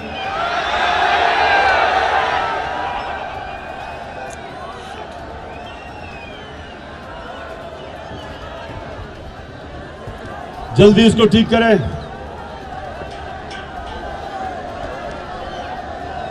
स्पीकर से उतरो, उन्हें आवाज नहीं आ रही।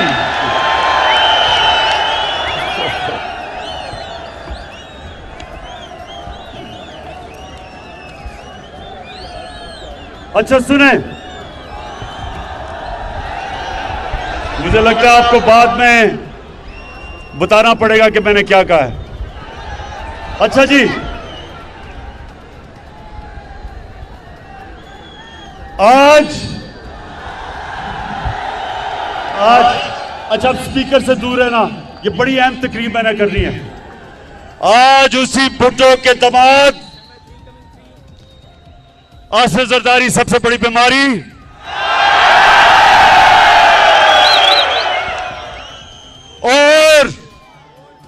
और उसका नवासा कम पे टांग रही हैं। दोनों कुर्सी की लालच में अपने नाना की कुर्बानी को बुलाकर इसके कातलों के साथ बैठे हुए हैं और उनकी वकालत कर रहे हैं। यानी शर्म नहीं आती कि सियासत तो करनी है नाना के ऊपर, और जिन लोगों ने उसको फांसी दिलवाई थी अपनी कुर्सी की खातिर उनके साथ घुसे हुए हैं दोनों अंदर। शर्म करो, शर्म करो।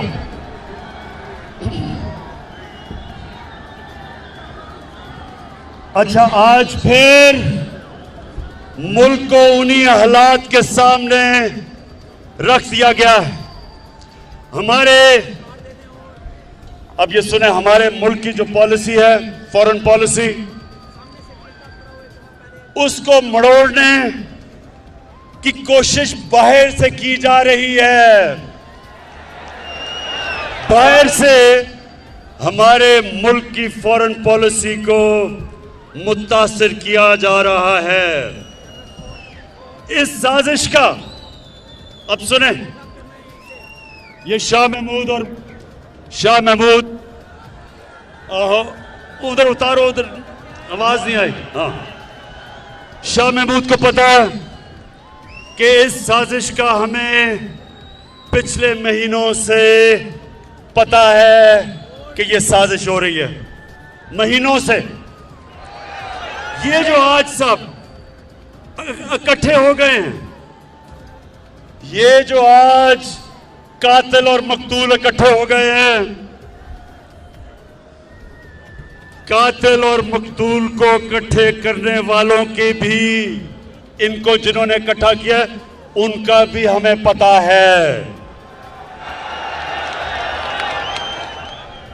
लेकिन आज वो जुल्फिकार अली भुट्टो वाला टाइम नहीं, वक्त बदल चुका है।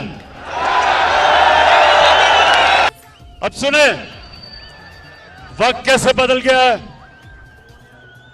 पाकिस्तानियों, एक अंग्रेजी में सेइंग है कि you only cross the river once, मतलब कि जब आप दरिया पार कर रहे होते हो तो वो दरिया नहीं रहता, वो पानी निकल जाता है, वक्त निकल जाता है। ये नया टाइम आ चुका है और ये है सोशल मीडिया का जमाना। कोई चीज नहीं छुपती। तो पाकिस्तानी कौम बेदार है, हम किसी की गुलामी कबूल नहीं करेंगे।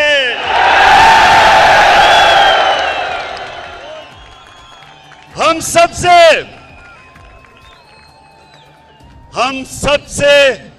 दोस्ती करेंगे, गुलामी नहीं करेंगे।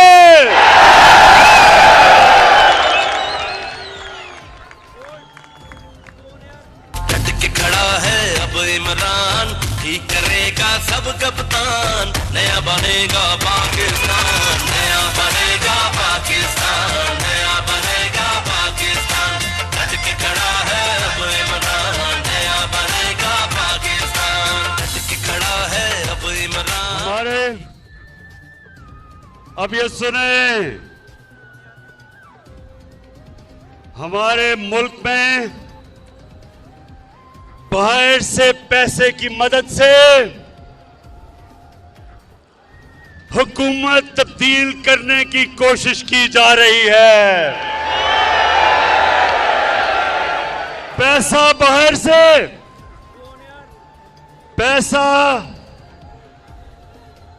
पैसा बाहर से है, लोग हमारे इस्तेमाल हो रहे हैं, ज्यादातर अनजाने में, लेकिन कुछ जानबूझ के ये पैसा इस्तेमाल कर रहे हैं हमारे खिलाफ, और वो मैं अभी आगे बताता हूं। पाकिस्तानी कौम ने, नौजवानों, पाकिस्तानी कौम ने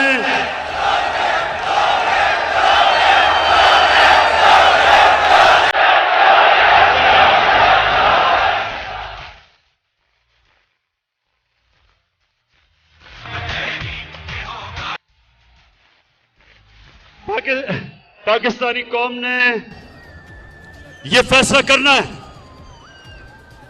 कि वो बाहर के अरबों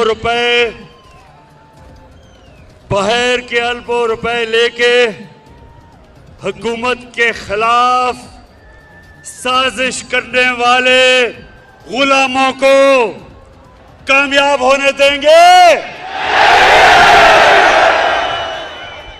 मैं यही इसलिए आपको आज बुलाया था, मेरे पाकिस्तानियों, मैंने आपको बुलाया इसलिए था, जो एक डेमोक्रेट होता है वो अवाम के पास जाता है, वो किसी के पास झुकता नहीं, हाथ नहीं फैलाता, अपनी अवाम के पास जाता है।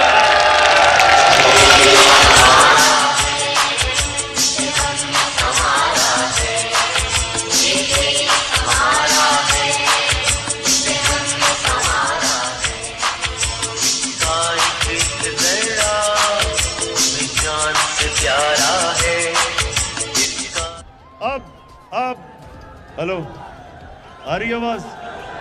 बिल्कुल सही। सबसे इंपॉर्टेंट बात करने लगा हूं, आवाज आनी चाहिए। हेलो, हाँ शाबाश। और उसको स्पीकर को सही रखें क्योंकि आवाज नहीं आती। अच्छा जी, हमें पता है कि किन किन जगहों से बाहर से हम पे दबाव डालने की कोशिश की जा रही है, हमें पता है। लेकिन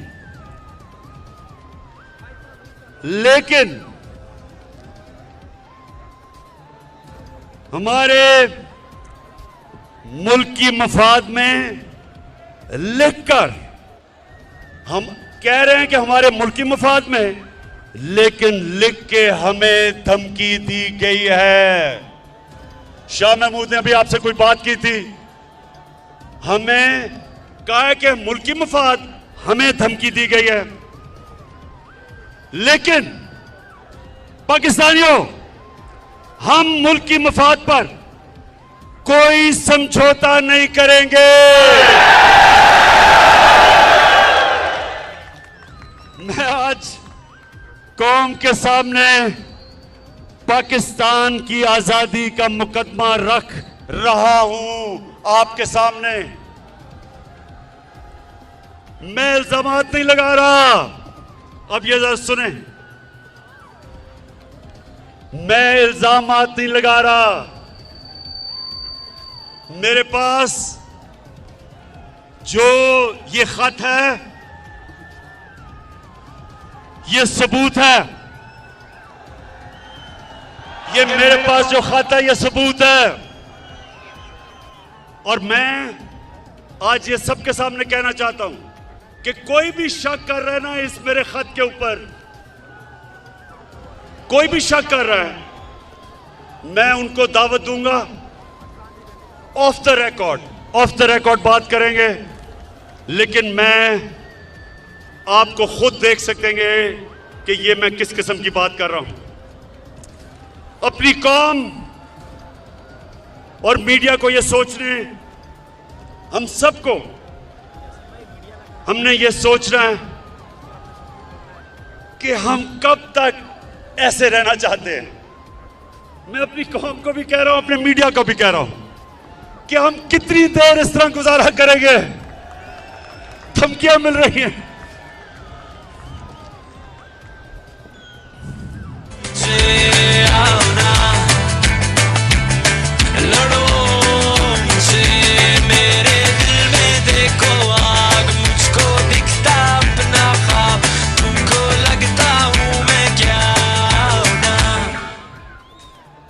मैं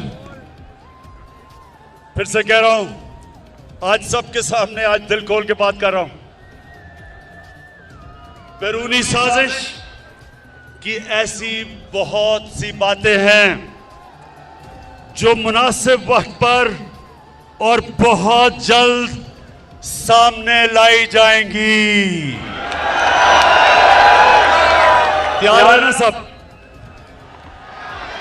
कौम, मेरी कौम ये जानना चाहती है कि लंदन में बैठा हुआ किस किस से मिलता है।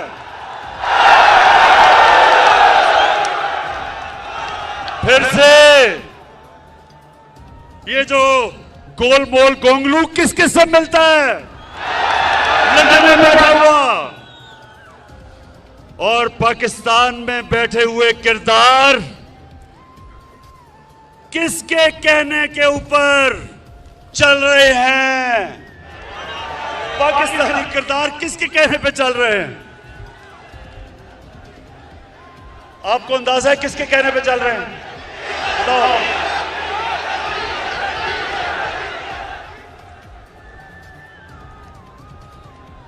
हमारे पास जो सबूत है,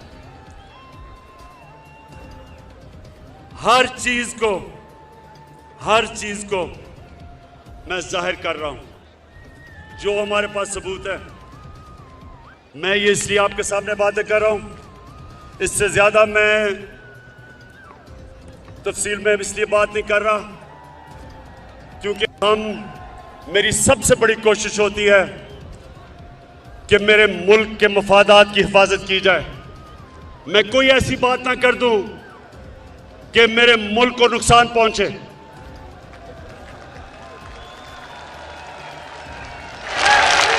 इसलिए मैंने आपसे पूरी बात नहीं की, नहीं तो मैं वो बता भी सकता था।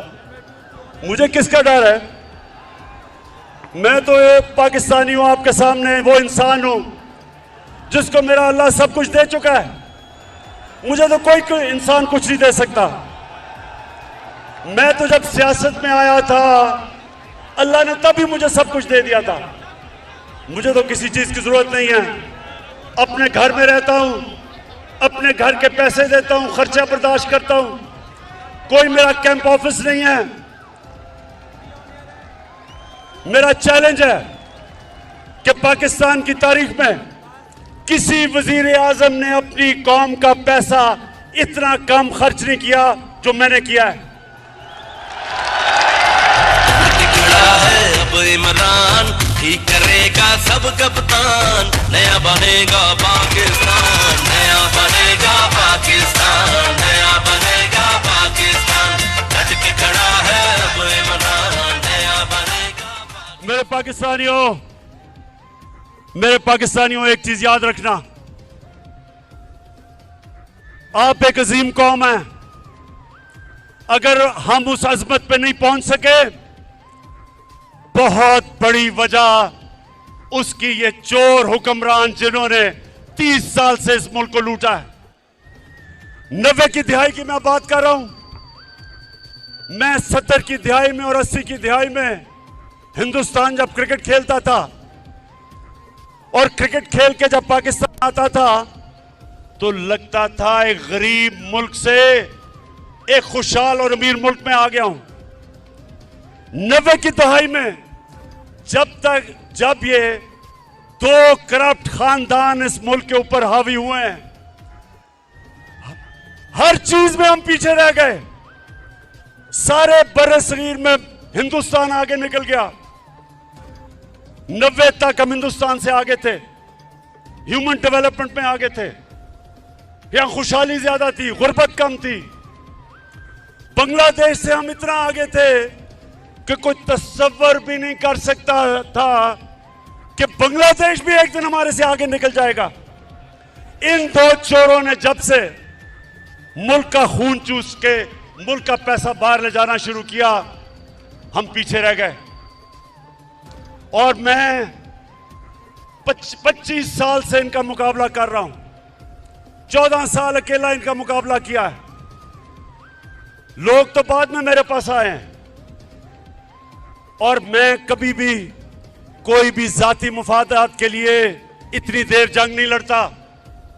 और उस आदमी को जिसको अल्लाह सब कुछ दे चुका था, जितनी देर मैं वजीर आजम बनाऊं, इससे कम अरसे में जब नवाज शरीफ वजीर आजम बना था 18 फैक्ट्रियां बना चुका था।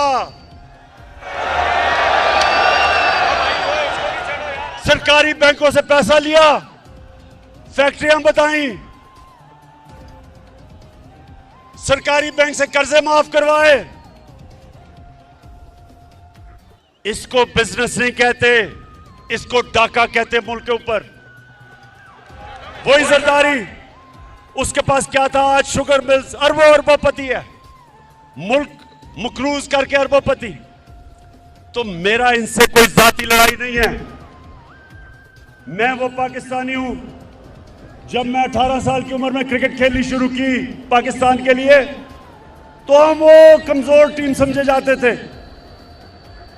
हमारा कोई हैसियत नहीं था दुनिया में। और मुझे ये फख्र है कि मैं वो कप्तान बना जिसने पाकिस्तान को हर दुनिया के मुल्क में जिताया और वर्ल्ड कप जिताया। और मुझे फख्र था कि हमने अपनी मुल्क को ऊपर लाके देखा। जो हमारे पाकिस्तानी थे उनको फख्र होता था टीम के ऊपर। हिंदुस्तान के साथ पाकिस्तानियों ये सुनो, जरा नौजवानों ये सुनो, 24 मैच में मैं वनडे क्रिकेट में मैं कैप्टन था हिंदुस्तान के साथ। 24 मैच, 19 जीता था। और वाहिद कैप्टन हूं जो हिंदुस्तान में जाके उनके एम्पायरों के बावजूद वहां से जीत के आया। कहने की यह बात है कि मुझे फख्र होता था कि मैं मुल्क का सर ऊपर करता हूं, मैं अपने मुल्क को लीड करता था। जब हमारी टीम जीतती थी सारे मुल्क में लोगों को फख्र होता था। तो मुझे इसलिए तकलीफ थी कि इस तरह के लोग मुल्क के ऊपर आए, मुल्क को लूटा। और जो जनरल मुशर्रफ ने सबसे ज्यादा जुल्म किया इस कौम पे, मार्शल लॉ से ज्यादा जुल्म किया कि इन 2 डाकुओं को एनआरओ दे दिया, इनके सारी चोरी माफ कर दी, अपने इक्तदार के लिए घुटने टेक दिए इनके सामने। और इन्होंने आके 10 साल में दोनों हाथों से मुल्क को लूटा। 10 साल ये लूटते रहे। और जब मेरी हुकूमत आई, पहले दिन से इन्होंने मेरे पर,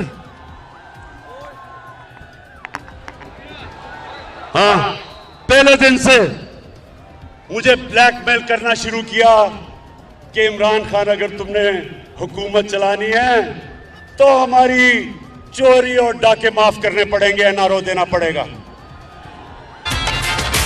इनका जुल्म है अपने ही सहना, सोच लिया है चुप नहीं रहना।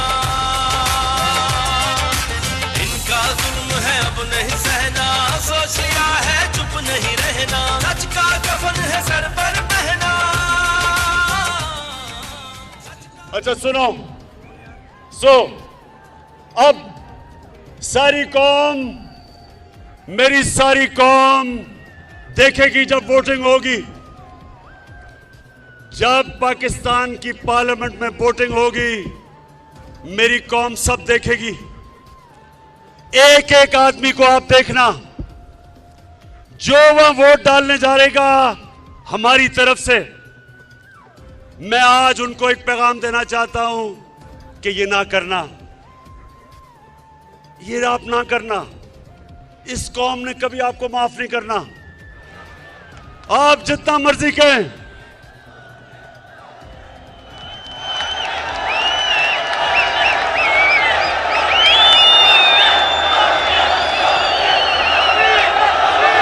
आप जितना मर्जी कहेंगे कि जी वो देखे ना, हमारे से हुकूमत ने अच्छा नहीं किया, देखें जी उन्होंने मेरे काम नहीं किए, देखें जी वो महंगाई नहीं रोकी गई।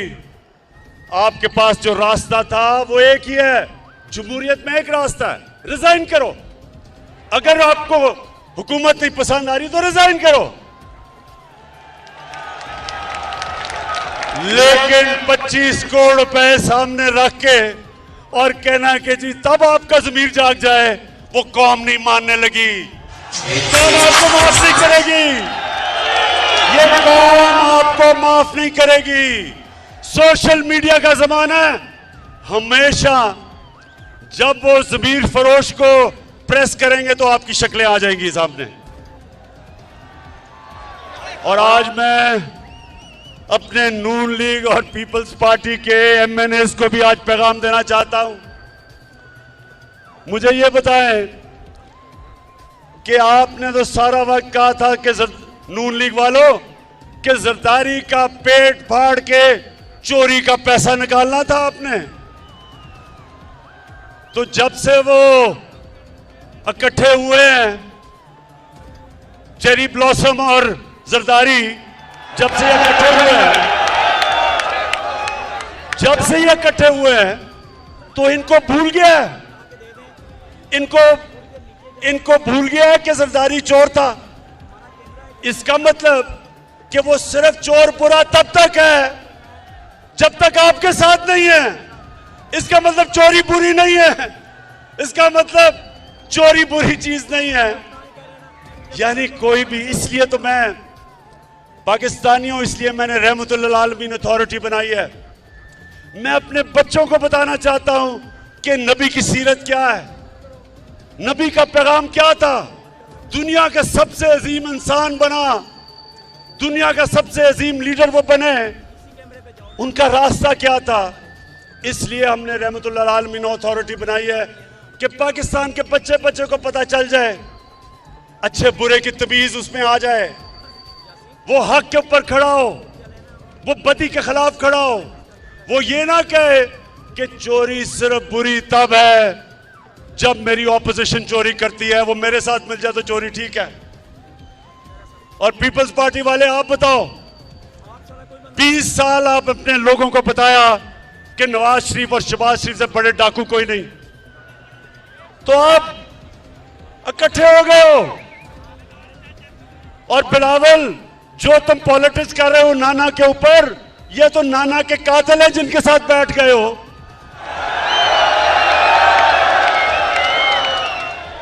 तो इंशाअल्लाह मुझे उम्मीद है कि हमारे लोग वापस नहीं आएंगे, सिर्फ नून लीग के और पीपल्स पार्टी के एमएनए जिनको पता है कि ये कितनी बड़ी साजिश हो रही है मुल्क के खिलाफ, उनके भी ज़मीर जाग जाएंगे।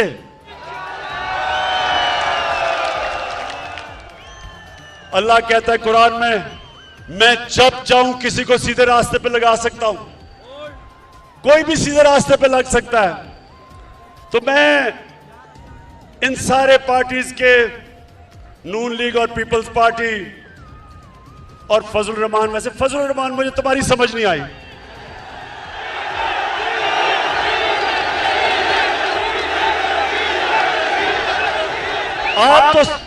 आपकी तो पॉलिटिक्स ही दीन के ऊपर है, आपकी पॉलिटिक्स दीन के ऊपर है। और कौन, अल्लाह किसको, अल्लाह वो किसको सादत बख्शता है कि यूनाइटेड नेशंस में जाके अपने नबी सल्लल्लाहु अलैहि वसल्लम के साथ खड़ा हो और उसकी शान में जो गुस्ताखी होती है, किसको अल्लाह वो इतना बड़ा इनाम बख्शता है कि वो जाके यूनाइटेड नेशंस में इस्लामोफोबिया के खिलाफ रेजोल्यूशन पास करवाता है और 15 मार्च को इस्लामोफोबिया का दिन बनाया जाता है। फजल रहमान, आपको तो अल्लाह ने नहीं ये इज्जत बख्शी, और उसकी वजह है